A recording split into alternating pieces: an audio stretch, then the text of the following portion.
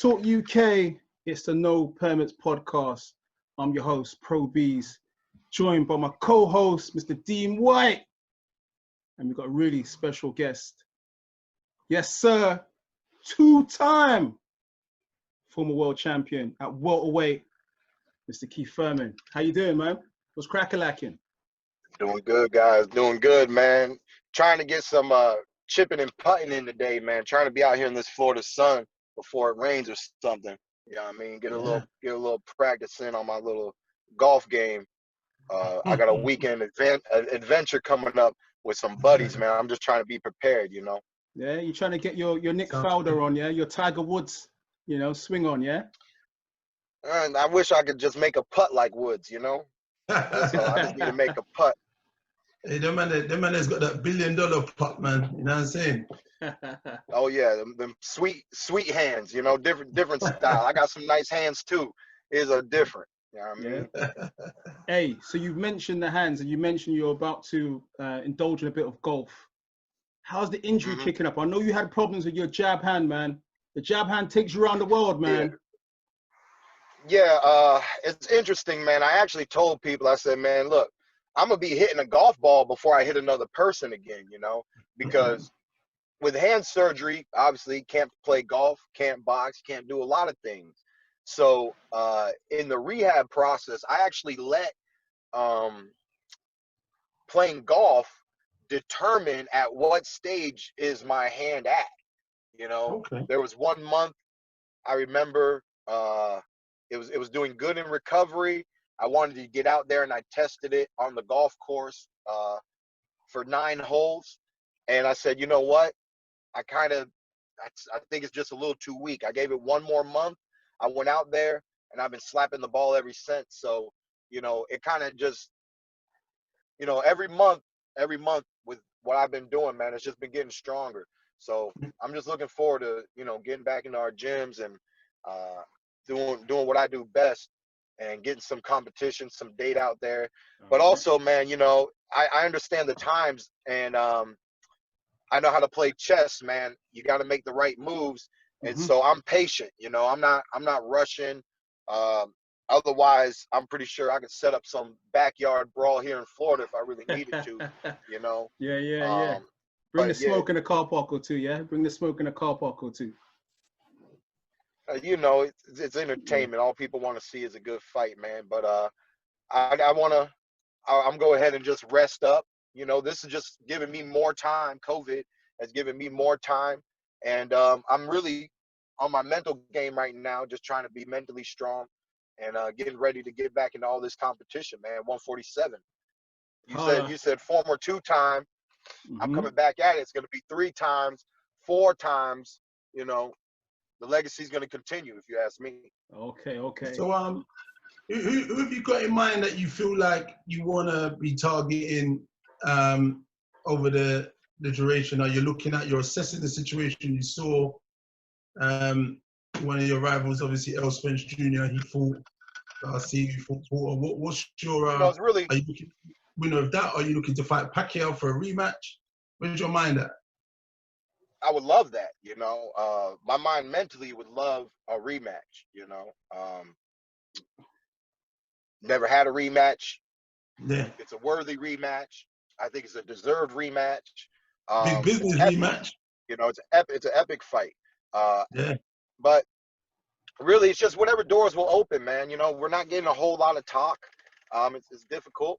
You know, it's not easy for people to commit. A lot of networks don't have a whole lot of dates out there. So at the end of the day, you know, it's really just going to be what doors open up, what kind of opportunities am I going to be handed. And, you know, I'm a performer, I'm an athlete. You know, if I have to fight Sean Porter, if I have to fight Mikey Garcia, Danny Garcia, if, you know, I'd be surprised if Errol Spence pops on the table right away, but, you know, there's so much opportunities, man, and it's hard for anybody to actually show me a real opportunity and then watch me say no. You know, I've never turned down an opportunity in my whole career. I don't plan on it, you know, so I'm just trying to be ready for that once again. I'm saying it's about, you know, like this is a business. So it's about making the right choices in terms of financial gain and reward, the ratio weighing up. You know, I understand, you know, one time you want to fight the best and that, but you've done that. You've run the gauntlet for a while. Before you fought Pacquiao, you was running the gauntlet. You know, you faced the It's hard. It's hard to, I could take maybe a tune-up. Maybe there's just some tune-up out there, brush off some dust, test out my hand for surgery. But then again, like you said, man, I just like great fights. I like great fights. I like great challenges. I want to make myself excited. I want to make the people excited. Of course, there's always some excitement for all Keith Thurman fans to just watch Keith Thurman get in the ring. So Keith Thurman coming back, whoever I fight, I know there's going to be a following, and that encourages me to move on. A lot of people that I've engaged with, locally, COVID, this and that, all they want to do is see me back in the ring, So I know I got tons of support, tons of fan base, but it's a job, but you want to enjoy what you do, and absolutely. I want to make it worth my while, man. Those training camps are not easy. I put a lot of time and stress on my body, and I just want my opponents to be worthy of the pain and suffering that is involved in the whole event. To me, it needs to be really worthwhile. It needs to be really worthwhile. I'm not trying to I've never really enjoyed easy fights. I started my career with all first-round knockouts. That's what an easy fight looks like to me, So, you don't get paid for I'm here for the competition, baby. I'm here for the competition. I'm here for the bragging rights. I'm here for, the money too. The money too, because the money's always going to be there. The money's always going to be there, man. But I'm here to entertain, baby. That's what I do best. So let me ask you another question. In that Pacquiao fight, do you know that in the run-up to that, I respect Pacquiao. He's done a lot for the sport of boxing. I kind of thought that he might have been on his way out. Obviously him winning that fight, I didn't really see that. I'm not going to lie. I thought you probably had that. In your mind, looking back at that fight, do you think you realize what the reasons were why you came up short? Was there, have you looked back at the fight and said to yourself, well, I didn't do this, or maybe something was happening before the fight you didn't talk about? Like now, yeah. So there was a lot of variables. There's a lot of variables, especially when you lose any sporting event by 1 point, right? One singular judge, 1 point. So let's say it's hockey we're talking about. Stanley Cup. 1 point. 1 point. What are you going to say about that team? 1 point. They lose by 1 point. It was back and forth. I know they have to play multiple games, just like in basketball here in the States and stuff. So, if multiple games, you're in the finals. You're all tied up. This is the match. You lose by 1 point. The number one thing I blame is my weight control. In 2019, the number one thing I blame is my weight control. As far as self-discipline, I failed on that. And I plan on, moving forward in a stronger sense. Hence, green drink right here. Green, yeah. Breakfast, baby. No more Denny's, man. No more Denny's, man. Roscoe's, man. None of that, man. Can't be messing with all that. Can't be messing with all that. I like a bit of Denny's, man. My hand was a little bit of an issue, but I've had issues going into fights. I've mentally been strong. I've had game plans. I think the hand did bother me quite a bit, more than I wanted to admit, because after the surgery, I finally know what it's like to not be in pain, thus realizing how much pain I was experiencing on a day-to-day basis leading up to that fight. Things that happened in sparring. I had to cut sparring short many times because of a left hook I would land, and I didn't want to do more damage. So the preparation, where I was at in my sparring, I was not happy. I was not at the level. Normally, I'm turning it up on my sparring partners. I just was not at a certain level. It was just a rough year for me, man. I can admit all that. It was just tough. I just wasn't 100. And I'm just trying to come back from all that and do my best. I think I can be training longer. have longer training camps, take the weight off more slowly and not rapidly. But just in general, man, it's just a training process, because when you see a fighter perform, you're seeing the results of the preparation. You know what I mean? You're seeing the skills, the talent. I showed the heart, right? Right. But everything else comes down to the real preparation before I got to show anything, you know? Yeah. And at the end of the day, you know, Pacquiao, you know, he did come prepared. I noticed when I was watching tape that was recent, you know, he was active. And that's something that he had against me, was he had some momentum, you know, even at his age, but he was staying moving. He didn't, like right now, he hasn't been moving that much unless if he's, you know, playing basketball, doing whatever he's doing, training on his own, staying moving for himself. Pacquiao does not have to make weight at 147, you know? So I had to put a lot of strain on my body in a way that he didn't have to put on his body, you know? But I did it to myself, man. There's no one else to blame. It was a great learning experience. And as long as I learn everything properly, ain't nobody beating me by 1 point ever again, man. And, you know, it's going to be hard for a lot of people. It's interesting, Keith. Keith Thurman. Keith, you mentioned the 1 point, right? I watched the fight again the other day, and that first round knockdown, man, because from what I saw, you were in control in that first round, and just that little mistake probably was the deciding factor. I was going to say the same thing, the knockdown. But to be honest, from getting knocked down to come and claw it back to that 1 point is good in itself again. You know what I mean? Because you're on a deficit already. And obviously, if you won a few rounds and so on, you could have been like chasing the fight all night, you know. But it was but what people really don't know, I'm gonna tell you something. What people really don't know is that the fight wasn't lost in that first round. The fight was lost somewhere around the 10th, and it was on my behalf. There was a moment where I pretty much saw the fight kind of as a draw, you know. And I believe it was at that moment where I accepted the draw with 2 rounds to go. That's where I lost the fight, you know. I believe that if I would have pushed, maybe convinced myself that I needed a knockdown or something else, that even if I fall short of it, maybe the performance of that would have led to the draw over me accepting a draw with 2 rounds to go, and then leading to a 1 point decision in his favor. So, you know, that's what I don't like about a 1 point decision in sports, is that, you know, 12 rounds, there's too many rounds to talk about. You know, there's just so much action. Another thing is I never felt like I was in danger after the knockdown, you know. I knew I was in with a power puncher, but I just didn't feel like he's going to knock me out today. So that made me stay calm, and I didn't get all emotional.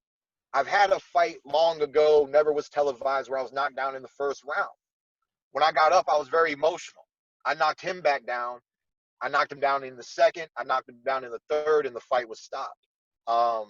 So part of me wonders if I would have tapped, you know, they say you're not supposed to fight with emotion, but when you're dealing with a power puncher, you got to be able to handle what he's about to throw at you. So I wonder if I would have untapped that emotional switch, if I didn't stay so calm, could that have affected the fight, you know? And that makes me go back into a little bit of my killer instinct. You know, it's been a long time since I've really dominated and destroyed and got rid of my opponents. The way Pacquiao springs in and attacks, regardless of if he's about to knock you out, he's putting his effort. He's putting 100% effort, you know. And you can tell when you block a punch, when you take a punch, you can tell that he's really putting a lot of force. He's not setting things up as much as someone might think. He's just really exploding when it's go. When it's go, it's go. There's no, you know, it's like he's sprinting at all times. So I learned a lot, man. I learned a lot, and I look forward to evolving and putting all of that back into the ring, back into the mat, and back into the world of boxing, man. That's what the sport is all about. Great competition, great fights, upsets, whatever happens, and then real champions come right back. And that's what I plan on doing. Talk to me about Errol Spence Jr. He has been quoted as saying that he's not going to give you opportunity because he wasn't given an opportunity. What do you make of his comments? I highly doubt.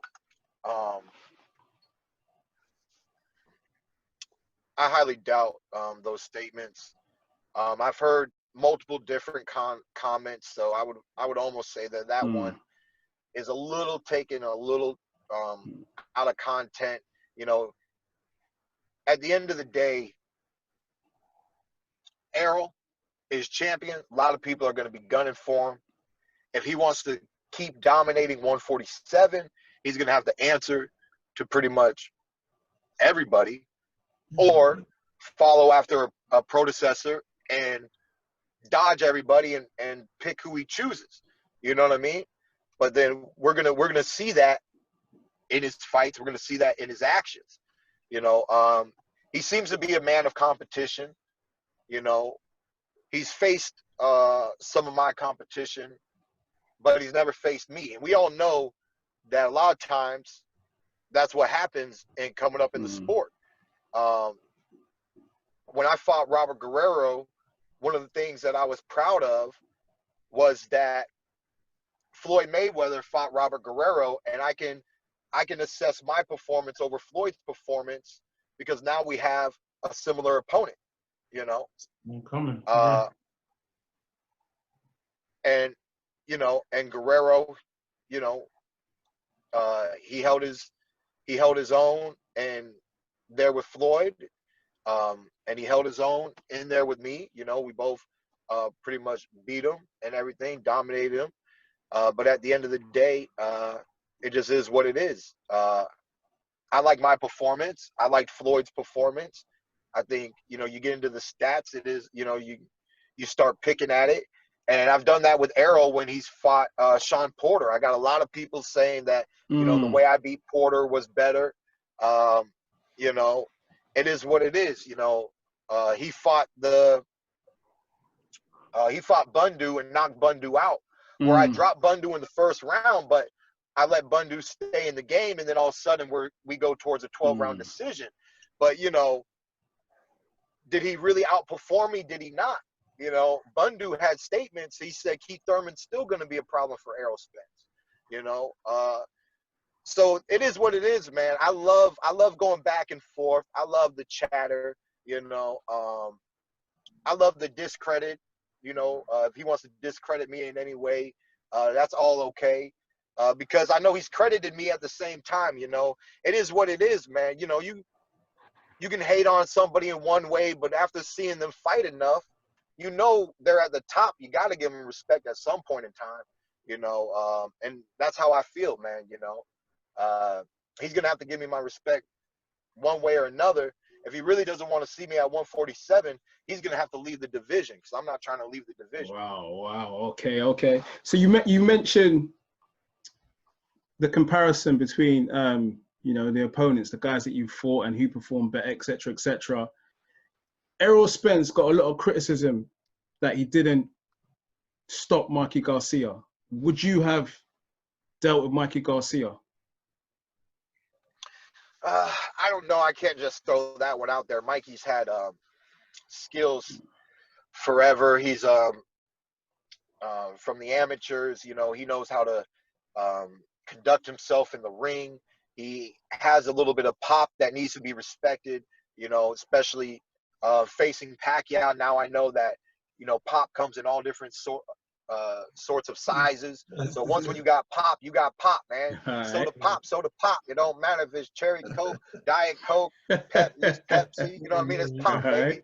You know. So, and I think that's what Errol was respecting. I think he didn't want to look good. I think he didn't want to look bad against a lightweight, you know, and going 12 rounds the way he did, it didn't look, he made it not look bad, but he also didn't make it look good. You know, it kind of was a very neutral, dull performance, especially such a amped up, hyped up, well-anticipated fight.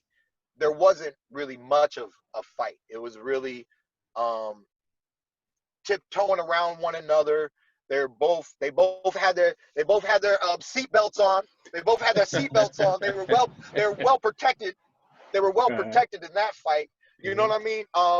And it is what it is, man. It was a winning performance, and he stayed undefeated. And sometimes you do that in the game, man. He didn't feel like Mikey's the guy to make a statement out of. You know, he respected Mikey enough. He wasn't there to make no statement. He said, man, let me make a W, and let me just show you're not making a statement out of me. You know, because Mikey did a lot of trash talking. He said, I see holes, I see all these things, and Errol's like, show me, baby. Where's my flaws? Round 1, do you see any? Round 2, do you see any?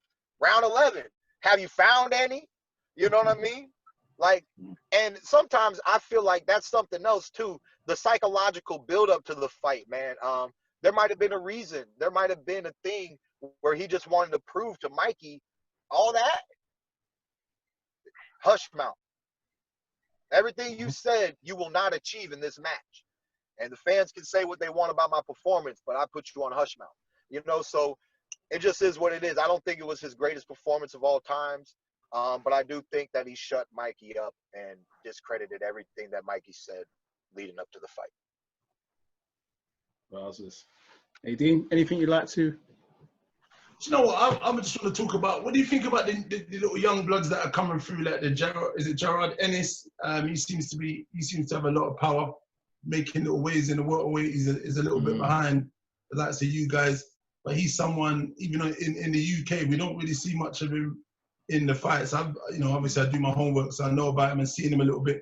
But yeah, he seems to be making waves. What do you think about the new bloods that are coming up? Him, and there's another kid who's 15-0 and 15 knockouts, the Mexican kid. Yeah, I think someone sent me something on the Mexican lad, and his hands are. Virgil? Is that Ortiz? You know, I don't know. Ortiz something. Yeah, Virgil Ortiz. Yeah.